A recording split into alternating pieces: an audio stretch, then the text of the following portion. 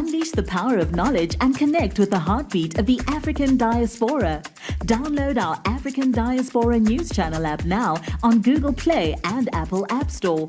Stay informed with authentic and diverse perspectives, breaking news, and cultural insights. Immerse yourself in a community that celebrates unity, resilience, and progress. Experience the vibrancy of the diaspora at your fingertips. Don't miss out. Empower your perspective today. Search African Diaspora News Channel and join the conversation.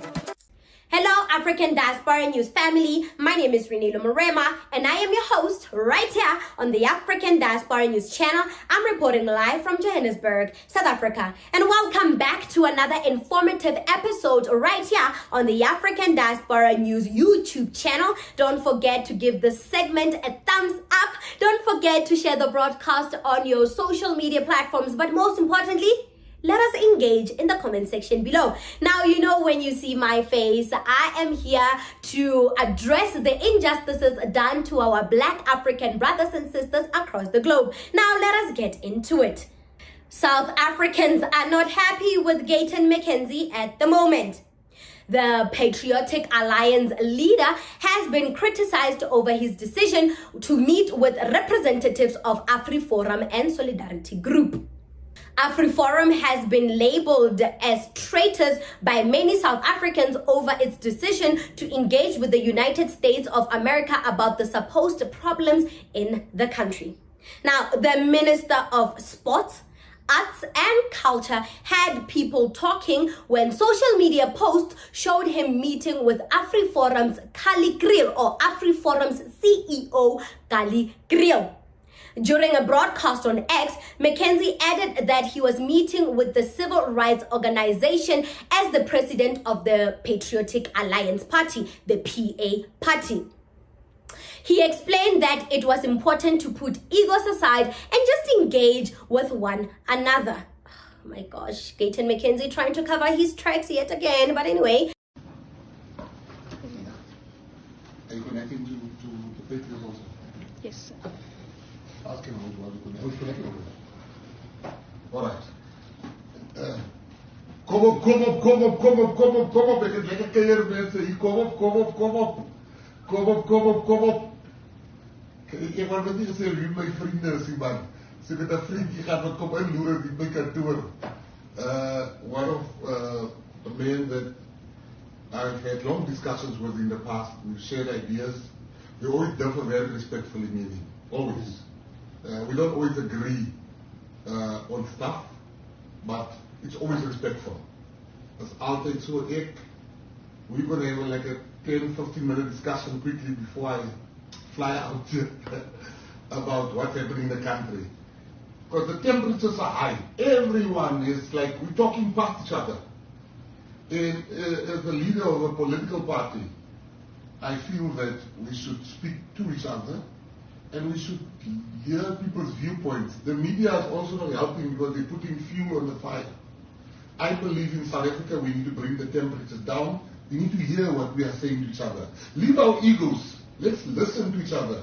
And I'm speaking my capacity as the president of the Patriotic Alliance. That I'm not going to be told not to speak to people. That I will not do. And I have my friends here today that came in and they came to say hi. Nee, baie dankie minister. Ek het nooit geweet ons gaan op die punt kom waar ek en hy met mekaar Engels gaan moet praat. Dit is wat vandag gaan gebeur. So yeah, I think it's important that we also speak so that our fellow South Africans that does not understand Afrikaans can also understand, because I think it's very important, as Minister McKenzie said, that we should at least listen to one another. The post of McKenzie together with Kali Grill drew a lot of criticism from social media users as they felt that he had sold out. Guys, like honestly, when Black South Africans put McKenzie in parliament, what did they expect? Why are people suddenly shocked at McKenzie's actions? What did you expect from someone that showed you he hates black skin? His entire election campaign was based on his hatred for Africans, his hatred for black skin. Y'all shared the same sentiment with him because low-key black South Africans, you hate yourselves. Black South Africans might think that they are better than the rest of the Africans because they share the same oxygen with white people, because they live in close proximity with white people in these developed suburbs. They associate efficiency with white people, and the Rainbow Nation made them content with being servants to white people. So, of course, that sentiment will make them feel like they're better than other African brothers and sisters. Even the people you idolize, they bleach their own skins. It's years of being conditioned to hate the black skin that messed up your cognitive development, guys. The hatred for your own skins became your identity, and people like Gayton McKenzie take advantage of that fact and make a business out of it. That's why today he is where he is, because you share the same sentiment of hating the black skin. How else are we supposed to explain your voting patterns? So you would rather have a bandit, someone whose political party centers around hating the black skin, someone who took advantage of a family whose child was missing and promised to do the best he can to find this child. And by the way, he used the missing child as part of an election strategy, as part of his election campaigns to win votes. He was not being genuine. So you'd rather have that person in parliament than have someone who fought racism from the ground, someone who called out the ANC for their corruption, someone who tries every day to tell you about the injustices against black people still happening in South Africa today, years after apartheid has ended. Someone who just wants to unite the black people of Africa and carry on with the legacy of the freedom fighters. Wow. So you guys would rather have Gayton in parliament than Julius Malema. Like I said, self-hatred literally manifested in your voting patterns. But nonetheless, let me not go off topic.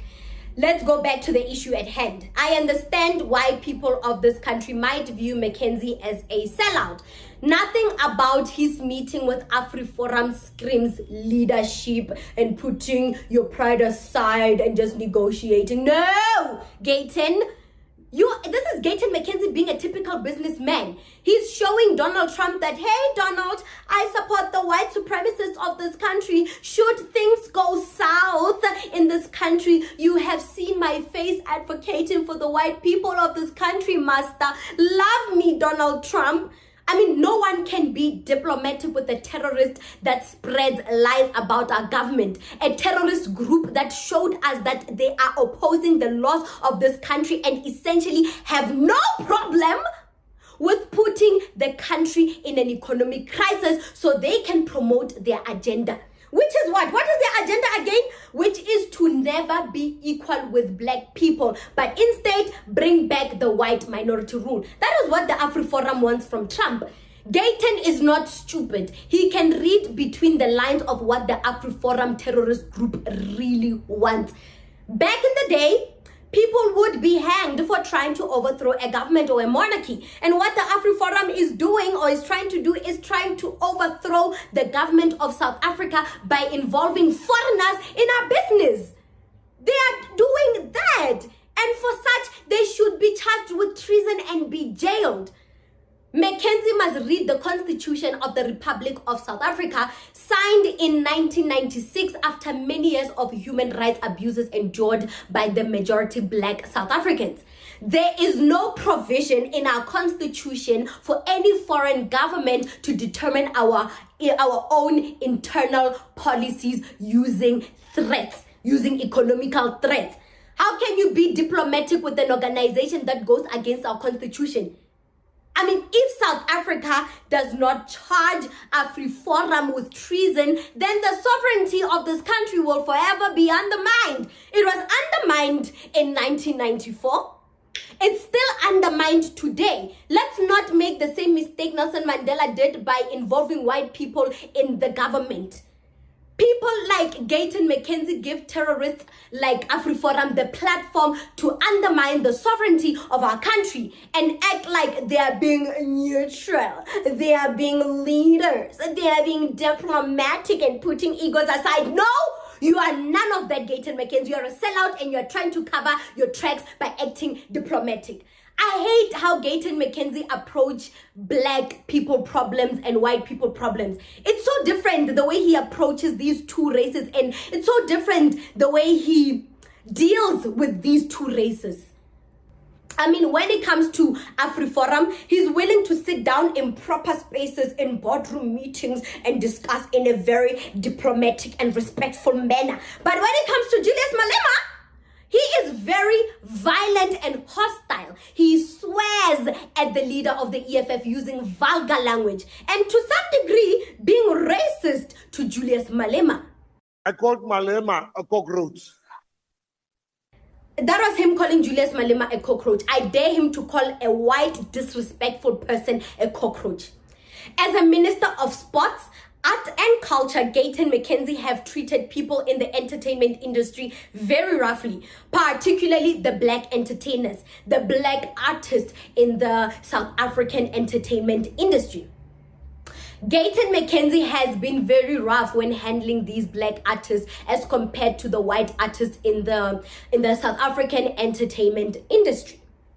Now, bear with me as I dissect the statement. Dirkers Du Plessis, a white South African martial arts artist, arrived at a pre-fight press conference during the week wearing a t-shirt which read, and lo and behold, Trump prefers champions. This comes after Trump announced that he planned to cut funding to South Africa pending an investigation into alleged confiscation of land from white farmers. The black people of South Africa reacted to Du Plessis' t-shirt of supporting Trump, labeling him a sellout and a racist. And some have even said that, you know what, Du Plessis, since you know very well the truth of what is happening in the country, yet you choose to ride on the wave of this false propaganda that got South Africa into an economic crisis, shows us where you stand as a white South African. You are a racist person. So during your fight, don't bother waving the South African flag because you are a lying person. You are a liar and you are standing with our haters. McKenzie responded to the black people of the country by saying, you guys are mad. If you expect me to not support a South African citizen on international stages representing us well and winning his martial arts fight, then I don't know, you guys are mad. This is McKenzie's response to us. That was Gayton McKenzie supporting the white artist despite what is happening in the country. He handled the white artist very respectfully. Now, this is what he did to a black artist, and we have an interview with her on the African diaspora, luckily. Ntsiki Mazai is a South African author and poet who was personally invited to the prestigious Havana Book Fair, and she was thrilled that they asked for her specifically by name. How amazing is that? However, Mazwai's mood shifted when McKenzie chose others outside the established literary world for the event, prompting her to question McKenzie's understanding of South Africa's cultural scene. How weird is that? He literally disregarded the personal invitation Ntsiki got and used his minister position to choose his friends to go to the Havana Book Festival. To make matters worse, Gayton removed seasoned black writers and authors that were also personally invited by the Havana Book Fair organizers and replaced them with unknown white writers and authors. And his explanation, do you want to know what his explanation was? He wanted it to be about inclusivity. This whole book fair event in Havana caused catfights between black writers and authors. In one hand, we have Gayton's friends who have never been credited for writing being given first preference, while seasoned authors and writers get tossed to the side. then someone is going to say, oh, black people, they just love fighting, they just love being violent and causing chaos, forgetting that there's someone like Gayton McKenzie propelling this violence behind the scenes. Gayton used his minister position to pick and choose his friends who have never written a book in their lives, who have never been authors in their lives. He used that minister position to take them to the book festival, and he disregarded seasoned black writers and authors. He disregarded their invitation to the book festival. Tell me, guys, that is so wrong. And to make matters worse, Gayton also removed some black authors and writers and replaced them with unknown white writers and authors. And he said he was doing it for inclusivity because South Africa is a democratic country that is a part of the Rainbow Nation. Jesus Christ, like I'm telling you guys, Gayton McKenzie is gaslighting us. He's gaslighting us and using the banner of the Rainbow Nation to get away with racism. And right now, I'm an aspiring actress, and I don't know if Gayton McKenzie sees this segment. I don't know if he's going to blackball me. I don't know. Because when it comes to black artists, he doesn't handle them well. Today, he has caused frictions amongst the black artists. Black artists are busy fighting each other on social media, busy causing a division within the black society. Now, these fans of these black writers and authors and artists are now fighting on social media, causing chaos on social media thanks to Gayton McKenzie. Dividing the black artists of this entertainment industry, dividing a society, a black people's society. I'm not making this up. I'm not drunk. I see Gayton for what he truly is. And the black South Africans of this country that gave him their votes, Ashem, you gave him not because he is a very sensible person or he has leadership qualities. No, you gave him your votes because you hate yourselves and you hate your black skins. I mean, why is Gayton McKenzie's election campaign there? Abahambe. Abahambe means they must go. Why is that election campaign only centered around African migrants, but they leave the European illegal foreigners in Cape Town? Since they are white, they are not allowed to be told, go away, for tech, Abahambe. No, that is only reserved for the African migrants. I'm not standing up for the African migrants. I mean, if they are here illegally, yes, they must leave. Yes, they must leave. They are here collapsing our resources and putting a strain on our government. We can't take it. Yes, the African illegal migrants, they must leave. But so should the white illegal foreigners in the Western Cape, Gayton McKenzie. Or you forgotten about that? Since they are white, they don't deserve the boot. It's only reserved for the black people. Oh. So the people that voted for Gayton McKenzie, you hate yourselves. And I can tell by the people you idolize on Instagram that bleach their skins, you aspire to be like them, you hate yourself. And I've concluded, because there's no person that's sane in the mind would put that bandit in parliament. Y'all didn't vote for Julius Malema because he wanted to unite all black skin together under one banner, under the revolution banner. Be honest, Julius Malema walks the walk, he talks the talks. He's all about action. Gayton is not. Today, the illegal African migrants are still hovering the streets of Johannesburg and Pretoria and Gauteng and all over the country. They're still here. So what's the point of putting Gayton McKenzie based on his false promises? Like, what was the point of you guys putting him in parliament? It wasn't it to get rid of the African migrants, the illegal African migrants. They're still hovering the streets. So what's the point of Gayton being in parliament, guys? And you guys want to act shocked like, oh, he's a sellout. He's meeting Afriforum. Oh, he's siding with white people. No.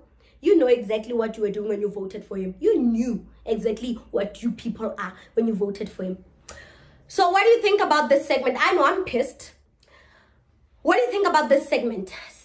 Comment to us in the comment section below.